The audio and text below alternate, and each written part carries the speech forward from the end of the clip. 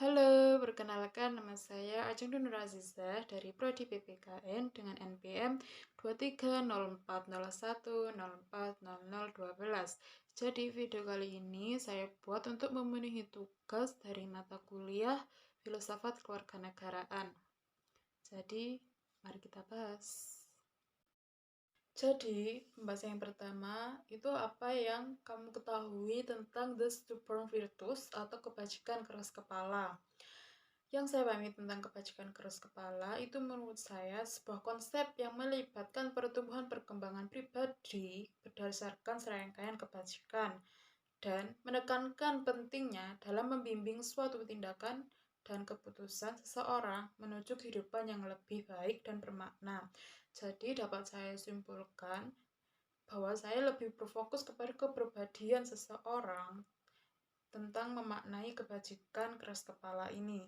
Contohnya, dalam sebuah organisasi, saya tidak bisa egois dan keras kepala untuk memaksakan pendapat saya agar diterima oleh semua orang.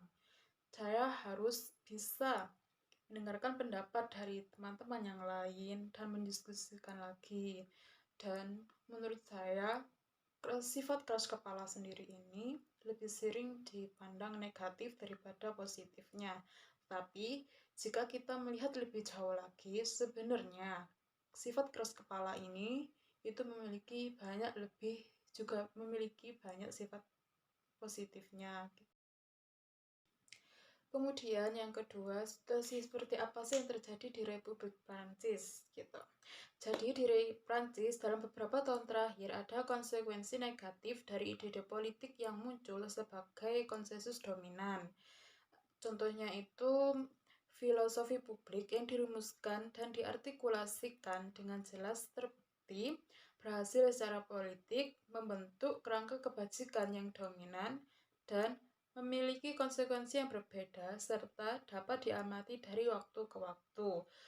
Kemudian, filsafat publik yang kurang konsisten atau yang bersifat latin seperti dalam sistem Inggris kurang dapat dibaca dengan jelas untuk evaluasi kritis. Namun, di Prancis, filosofi tersebut dibuat secara eksplisit dan ditindaklanjuti dengan cara yang konsisten dan penuh tekad. Kemudian, politik di Prancis sendiri itu bersifat intelektual dan menuntut, serta ada keterlibatan yang tinggi dari para spesialis akademis dan refleksi intelektual. Tentu, hal inilah yang membuka jalan bagi para refleksi filosofis kalangan atas mengenai integrasi pada tahun 1980-an.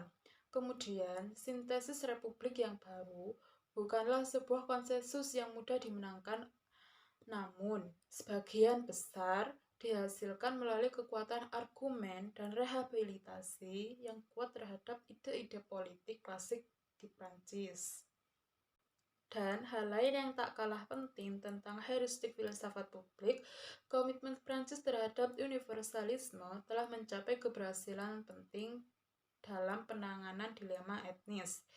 Prancis mungkin merupakan negara yang paling beragam secara etnis dan ras di Eropa Barat.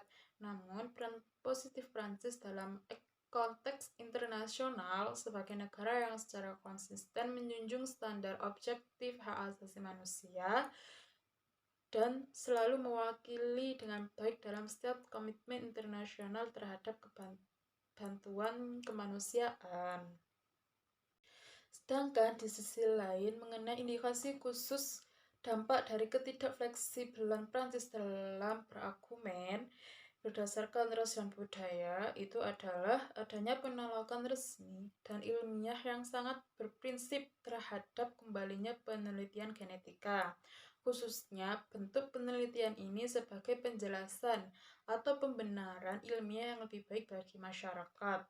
Kebijakan dan kontrol sosial terhadap alasan sosiologis, sesuatu yang saat ini menarik dana publik dalam jumlah besar di Amerika Serikat dan negara lain. Kemudian pembahasan selanjutnya itu mengenai filsafat yang ada di Prancis sebagai bentuk penerimaan para imigran. Jadi yang dapat saya pahami mengenai hal ini itu di Prancis itu ada sekelompok imigran dari Asia Timur yang berhasil secara ekonomi dan budaya di lingkungan Republik Prancis tentunya. Dan Prancis memang membanggakan tingkat pernikahan antara ras yang tinggi dan angka keberhasilan naturalisasi tersebut dibandingkan dengan negara-negara Eropa lainnya. Di Prancis, para imigran tidak ada seorang pun yang dapat mengklaim bahwa mereka tidak mengetahui apa yang mereka peroleh setelah mendapat kewarganegaraan Prancis dan aturan-aturan politiknya. Dan hal-hal tersebut eksplisit dan dijelaskan secara rinci dalam kehidupan publik, dalam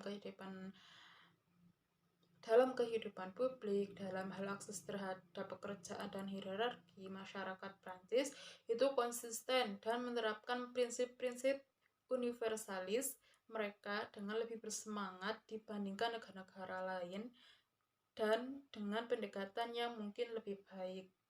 Jadi pembahasan terakhir kita adalah mengapa La République menjadi ide politik yang memikat di Prancis. Yang saya pahami mengenai hal ini itu karena Prancis telah memberikan kepada dunia ide politik paling indah yang pernah ada, yaitu La République, dengan rasa percaya diri yang tinggi.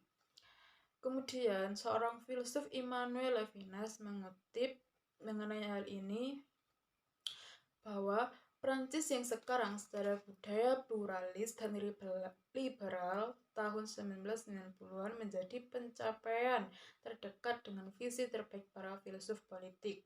Dan yang lebih penting dalam kajian ini itu sistem politik yang logikanya terlihat dan dijabarkan dengan jelas sehingga penyimpangan dan patologinya terlihat jelas. Dan hanya Prancislah yang dapat memberikan titik kajian yang pasti dalam perbandingan ini, yang harus dicocokkan dengan unsur-unsur filsafat publik di Inggris atau di tempat lain dari teori-teori yang jauh lebih buram dan dibuat secara khusus. Sedangkan kesulitan dalam menerapkan filosofi integrasi Prancis yang ideal menunjukkan bahwa praktik baik dalam membangun model kebijakan tidak selalu sejalan dengan manfaat, adaptasi, dan reformasi politik yang responsif.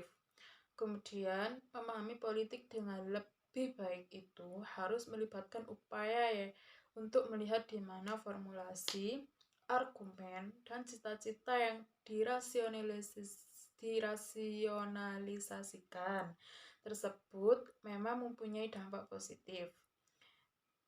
Dan di sisi lain, hal-hal tersebut merupakan akar permasalahan dan patologi politik yang serius.